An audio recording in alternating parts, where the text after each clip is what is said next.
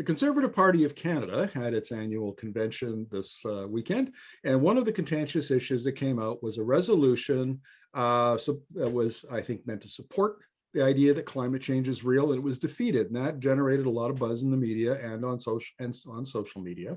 So we're going to talk to Rick Peterson of Rick Peterson Capital in Edmonton, who is a CPC candidate for a nomination in one of the Edmonton ridings, but he's also, as you know, he's a financier, and he has a very interesting take on the climate change, the energy transition, and that resolution. So welcome to the interview, Rick. Thanks, Markham. Pleasure to be with you again. Now, look, we're going to talk about the climate change resolution in a minute, but I want to talk about an idea that you promote that I think needs more exposure. And that is the energy transition is real because capital is flowing into it, and where capital goes, well, money talks, right? No, thanks, Markham. In the last 12 months, I've seen personally, and our company helps early stage and mid stage companies that are already up and running seek financing, get market support. And the amount of capital, Markham, that's come in across Canada, but especially here in Alberta, in what we call the energy transition sector, it's been a flood. Companies that are developing alternative sources of energy, primarily in the hydrogen, lithium, helium space, a little bit of solar, a little bit of wind, and nuclear is there, but that's more of an institutional large term. But I think I was mentioning to you before, one of the investment dealers in Toronto actually opened up an office in Calgary to leverage where they think this is all going. It's Echelon Partners. My good friend Ryan Mooney is there as well too. So we've seen, Markham, in the last 12 months, Echelon alone has raised more than $100 million of capital in this sector. It is continuing.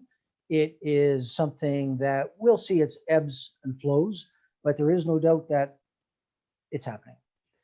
And I think what this reflects, Rick, is what I'm seeing on the global stage. I mean, we see VW, commit $50 billion to retool itself into an electric vehicle manufacturer. We've seen the same thing in some of the, like Ford and GM have made similar announcements. Everywhere you go in this space, whether it's in Canada, but particularly in the US and Europe, capital is flooding into this sector. So capital flows where the policy goes. If government policy makes it attractive to be moving into a sector, you get beyond the first mover, but you get a flow of capital that are supporting companies that are already well advanced. So it's a sustainable long-term flow, Markham, and very seldom is the government policy ahead of industry. Government policy can shape objectives, and industry decides whether it's going to be worthwhile or not. And right now, we've seen probably the fruition of several years of pent-up demand in this area, but it is happening. So from the point of view of industry, whether you call it a climate change move or not, the move towards alternative sources of energy is real, it's attracting capital, and it's happening. Okay, so let's talk about the CPC climate change resolution. Based on what you've said in this interview, I would think that the CPC members would have been all over approving that resolution. So why was it defeated? It's an interesting procedure, Markham. The actual policy conventions of the Conservative Party are a tremendously useful exercise in democracy at the constituency level across Canada. It's taken a year or more for resolutions to percolate, build up, and get support. When you look at the Conservative Constitution, you look at the policy document, there already is a robust support of climate change. Aaron O'Toole, when he ran for the leadership, made it very clear that climate change was one of his priorities and was reality. So the actual outcome of the vote on Saturday is, in my view, not the biggest story. The biggest story was the leader coming out very succinctly and clearly, Markham, at a time when he could have put together a partisan rah-rah, we're good, they're bad speech. He spoke truth, and he deserves credit for it, because being a leader is not easy in a party at any time, but being a leader in a Conservative Party where difference of opinions are welcome and are expressed and have a way to be articulated, the leader coming out and talking reality about climate change to me was the number one issue coming out of there. Okay, well, let's talk about that. I mean, I reviewed all of the federal party climate plans during the 2019 election, and I was critical of the CPC plan. I thought readers can read the piece that I wrote if they want to know what that is, but I was critical, and something needs to be done. And then I think O'Toole said we need to have a different, better plan. You're talking about capital flowing into the industries that drive the response to climate change. So am I hearing you correctly that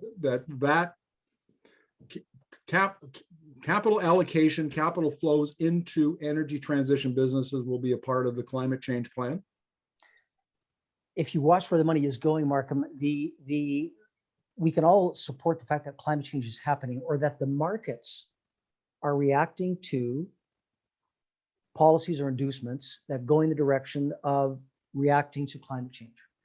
We can argue easily over the different ways to attain that, right? My point of view personally, and the Conservative Party's pretty much unanimously, is that an individual carbon tax that's been laid out by the federal government is not the way to go.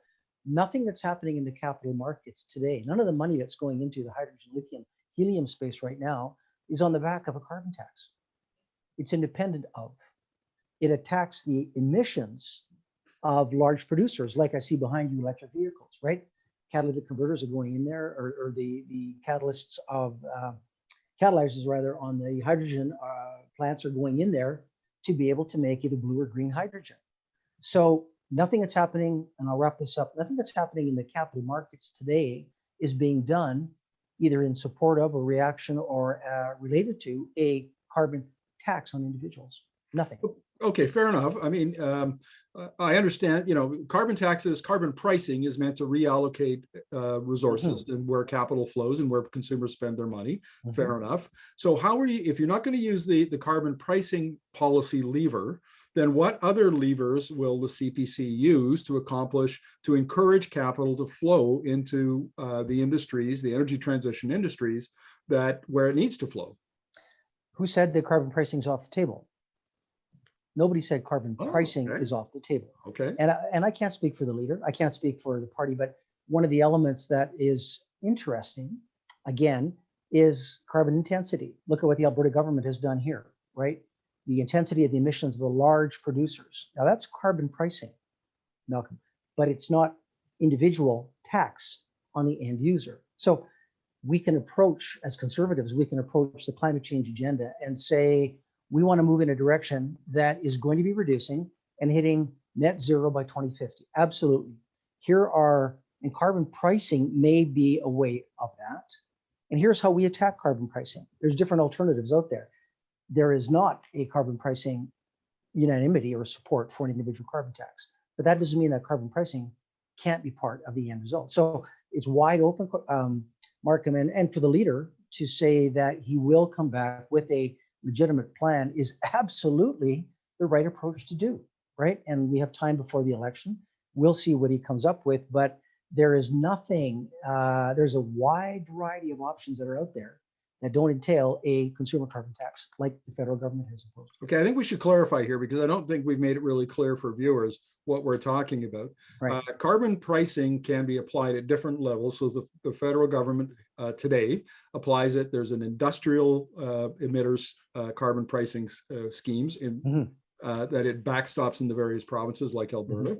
And then there's a consumer carbon tax for individuals and small and business and so on. And if I understand your argument correctly, because I think this is also part of the 2019 plan, is yes to carbon pricing for industrial emitters, no for individual consumers. That's an option on the table. It's the option direction that I favor. But again, we'll see what the leader comes out with and his team and what the party comes out with. But exactly right. Exactly right. Okay, and then when the party puts together the plan, it will have to then come up with other policy mechanisms to accomplish in the consumer market what it wants to without a carbon tax. Exactly. So there is a wide range of policies that are out there, Markham. I think that at the end of the day, there is still not seen a direct correlation and you're the policy expert, so I'll let you correct me, but has there been a direct correlation to the individual carbon tax and a reduction in CO2 emissions? Have we seen it? And secondly, from an inherently logical point of view, they're taking money from me, but they're giving it back. Really? So why are they taking it, right? Secondly, if you look at what Minister McKenna said why has the federal government, Liberals, why have they not met the increasing thresholds that they set out for carbon pricing? Why have they backed down on it?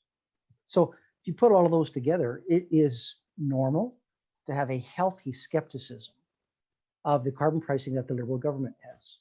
Okay, so I want to make this clear, Rick. Sure. My takeaway from our conversation today is that the CPC, regardless of what happened with that resolution, you're telling me that the CPC is fully engaged on coming up with a policy platform that will do what needs to be done to get us the Canada to 2050, even though you don't favor a consumer carbon tax, but there will be other policies, instruments used to get that done. I'm just repeating what has been said by our party and by our leaders succinctly and clearly on the weekend is climate change is real. We accept it's real, and there will be a policy that's coming out. So that's as clear as it gets, Markham, right? It's as clear. Fair enough. Well, look, I really appreciate this, Rick. This actually has been insightful. So thank you very much for this. Markham, thank you for your time.